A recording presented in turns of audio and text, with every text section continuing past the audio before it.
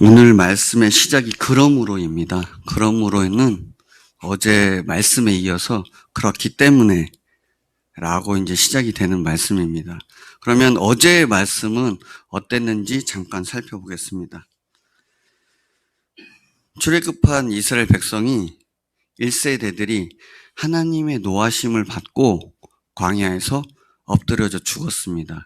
그것은 하나님이 세우신 대제사장인 하나님이 세우신 모세를 리더로 여기지 아니했고 리더로부터 선포되어진 말씀에 순종하지 않았기 때문입니다. 결국에는 그들이 어떻게 행동으로 발출이 되었냐면 가나안 땅을 정탐을 하러 갔을 때 각 지파에서 한 명씩 12명을 세우고 40일간을 정탐을 보냈는데 그들이 출애굽한 이후에 모든 겪었던 하나님의 그 크신 놀라운 역사를 보고도 그들은 그 땅에 있는 거민들을 얘기로만 듣고 보지는 아니한 상태에서 두려워했습니다. 참으로 아이러니합니다. 하나님께서 불기둥으로 구름기둥으로 함께 하셨고 또한 홍해를 갈라지게 하셔서 건너게 하셔서 또 이스라엘 군대를 다 전멸시켜 버리셨는데 그것을 보고도 또 이집트의 10가지 대재앙을 나타내셨는데도 그들은 그것을 까맣게 잊고 하나님의 말씀을 듣지 못했던 것입니다. 그래서 1세대들은 결국엔 그 마음에 하나님의 말씀을 믿음으로 화합하지 못하고 그들은 순종하지 않았기 때문에 광야에서 버림받았습니다. 이런 표현이 적당하겠습니다. 하지만 여호수아와 갈렙은 가나안 땅을 들어가게 됩니다. 이 말씀은 하나님의 말씀을 내 마음에 믿음으로 화합하고 또 순종하고 이런 과정에서 하나님의 통치 안에서 안식을 누릴 수 있는 것이기도 하고 실제로 우리가 선교적인 차원에서 봤을 때 예를 들어서 아프리카나 예를 들어서 인도라든지 그런 곳에서도 우리 교회가 단단하게 세워지면 선교지에서 그곳을 복음으로 정복할 수 있다는 얘기이기도 합니다. 하지만 내용의 초점은 안식이었습니다. 안식에 들어가지 못한다 하셨습니다. 안식에 왜 들어가지 못할까요? 라고 질문을 드리면 좀 어려우실 것 같아서 간단하게 더 말씀을 드리자면 하나님께서 우리 대훈 형제에게 얘기를 하셨습니다. 대훈아, 이렇게 해. 그런데 본인은 하나님의 말씀을 듣고도 나는 안 되는데? 할 수 없겠는데? 아니면 하나님 왜 그것을 저에게 시키시나요? 라고 할 수도 있겠습니다. 한데 가만히 반대로 돌려보십시오. 하나님께서 피조물인 인간에게 말씀하시는데 인간 편에서 하나님 안 됩니다 하는 것은 그것은 하나님을 업신여기는 겁니다. 하나님을 무시하는 겁니다. 그냥 불순종의 차원이 아니라 이것은 하나님을 경멸하는 것과 같습니다. 사람들은 이런 차원을 생각하지 못합니다. 왜냐하면 복음이 그동안 흐려져 있기 때문이었습니다. 하지만 분명히 말씀하십니다. 안식에 들어가지 못합니다. 그리고 못했습니다. 이 예를 우리에게 주시는 이유가 있습니다. 오늘의 말씀이 히브리서입니다. 히브리서는 로마 네로 황제의 칼날 앞에 있던 유대인 그리스도인들에게 선포하고 있는 얘기입니다. 당장 내일 잡혀가서 순교를 당할 그 상황에 처해 있는 겁니다. 내일 죽어도 정말 이상할 것이 하나도 없는 그런 상황입니다. 그런데 얘기의 측면은 그런 겁니다. 결국에는 어떤 얘기입니까? 예수님이 이렇게 하셨습니다. 믿음을 지키십시오. 순교의 자리에 나아가서도 타협하지 마십시오. 죽으십시오. 그렇게 얘기하고 있는 겁니다. 왜냐하면 부활이 있기 때문에 이 얘기를 하고 계시는 겁니다. 요 얘기를 전제로 하고 오늘 말씀을 묵상하시겠습니다. 그렇기 때문에 이제 대제사장이신 예수님에 대해서 말씀하고 계십니다. 대제사장은 우리가 알고 계시듯이 아론 족속에게 하나님께서 맡겨주셨죠. 근데 대제사장은 어떤 역할을 하냐면 당시 그 이스라엘 백성들이 죄를 지을 때마다 비둘기라든지 양이라든지 염소라든지 소를 갖고 와서 바치죠. 그래서 그 피로 제사를 드리게 하셨습니다. 이 얘기를 만드신 이후와 또 이유와 얘기가 오늘 나와 있는데요. 이렇게 되어 있습니다. 우리에게 있는 대제사장이신 예수께서는 우리의 연약함을 동정하지 못하실 이가 아니요 모든 일에 우리와 똑같이 시험을 받으신 이로되 죄는 없으시다 말하시는데, 죄가 없으신 분입니다. 근데 시험은 똑같이 받으셨습니다. 성령에 이끌려서 광야에 나가셔서 3가지 시험을 받으셨죠. 안목의 정욕, 이생의 자랑, 이런 것들입니다. 예, 맞습니다. 우리가 겪는 모든 시험에는 이 3가지 유형에서 벗어나지 않습니다. 그런데 예수님은 실제로 성육신하셔서 이 땅에 오셔서 다 겪으셨고, 대제사장이신 이유는 하나님과 백성 사이에서 하나님을 믿는 백성들이 죄를 지었을 때 그것을 보고 하나님 앞에 속죄를 드리는 대제사장 역할을 하시기 위함입니다. 실제로 이스라엘 아론의 족속들이 제사장으로서 대제사장으로서 지금을 할 때 맨날 보는 게 뭐겠습니까? 백성들이 죄만 짓는 겁니다. 죄만 짓는 겁니다. 와서 바칩니다. 그러면 그것을 이제 해체하고 해서 제사를 드렸겠죠. 그런데 아론의 족속들은 그 죄 짓는 백성들을 보고 어떻게 했냐면 너무 악하다 이게 아니고 그 모습을 보고 자신을 돌아보는 겁니다. 자신의 연약함을 돌아보는 겁니다. 그래서 자신도 마땅히 속죄제를 드려야 된다고 지금 말씀하고 계시는데요.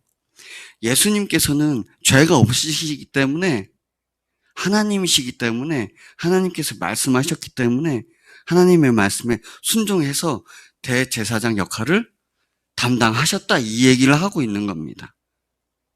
흠이 없기 때문에 죄의 삭은 사망이죠. 흠이 없기 때문에 죄가 없기 때문에 그분은 하나님으로서 우리의 죄를 지시고 속죄제를 영원히 단번에 완전히 영원히 그 제사를 한 번에 드리신 겁니다. 부활하셨기 때문에 하나님으로서 하나님의 피 영원히 죄를 사주실 수 있는 그 하나님의 능력으로 우리의 죄를 단번에 사해 주신 것이죠. 그래서 그 대제사장이심을 오늘은 강력하게 강조하고 있는 겁니다. 참 그렇습니다. 어려서부터 저희 어머니가 굉장히 정확하셔서 저를 회초리를 많이 대셨습니다. 어떤 때는 빗자루로, 어떤 때는 회초리를 만들어 주셨고, 저에게 회초리를 때리셨는데, 너무나도 사랑하셔서 하셨겠죠. 근데, 가만히 뒤돌아보면, 언제서부턴가 하나님 앞에 기도를 하시더라고요. 내 아들이 정말 바르게 잘할 수 있도록. 예수님이 우리를 보실 때에 똑같습니다. 인간으로서 다 겪으셨기 때문에 어떤 연약함이 있는지 다 아시고 우리를 위해서 하나님 우편에 앉으셔서 중보하고 계십니다. 하나님 아버지, 제가 저들을 위해서 십자가에 못 박혀 죽었고 그 피로 하나님께서 저들을 구하셨는데 저들을 불쌍히 여겨주시옵소서. 그 얘기도 포함되어 있는 얘기이기도 합니다.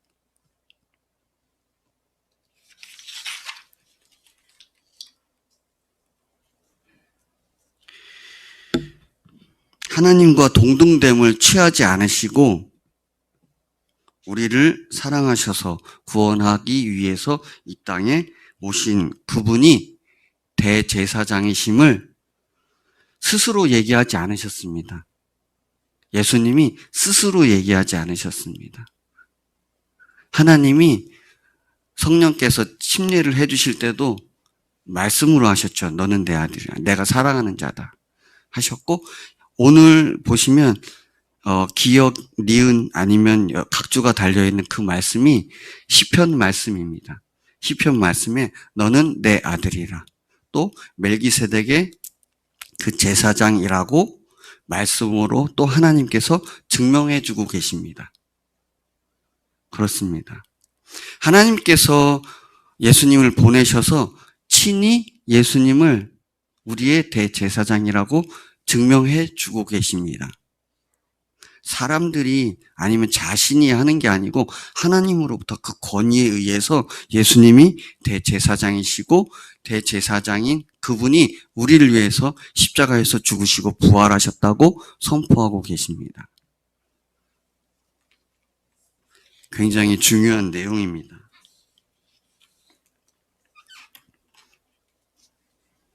그래서 히브리서 기자는 그 복음의 내용을 붙잡으라고 말하면서 또 이렇게 선포하고 있습니다.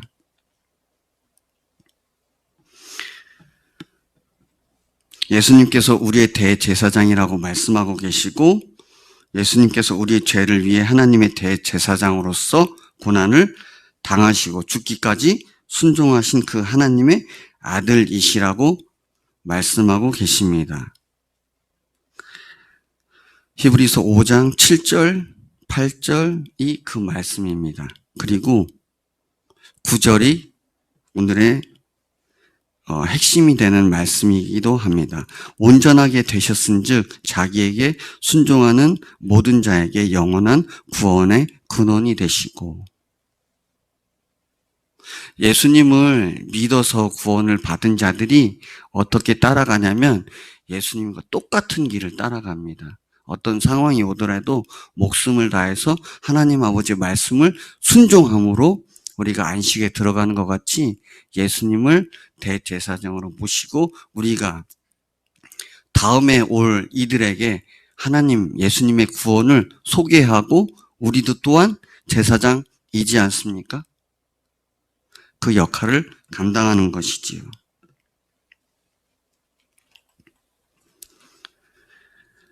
말씀을 마치기 전에 충격적인 말씀이기도 했습니다.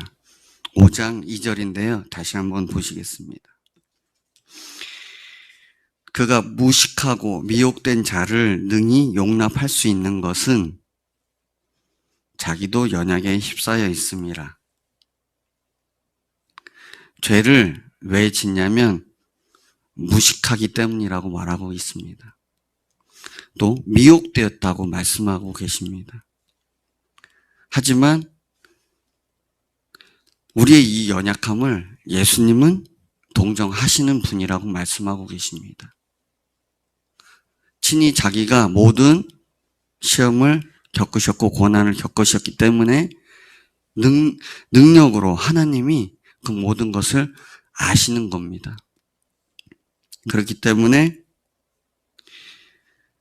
목숨을 다해서 십자가에서 죽으심으로 영원한 우리의 죄를 사해 주시는, 또 우리가 하나님의 아들 백성이 되는 그 구원을 이루신 분이라고 선포되신 겁니다.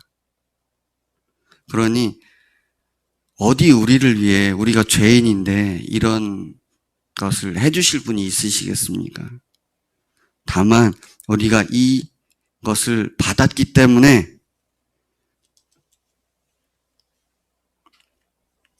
우리가 은혜의 보좌 앞에 담대히 나아갈 수 있는 겁니다.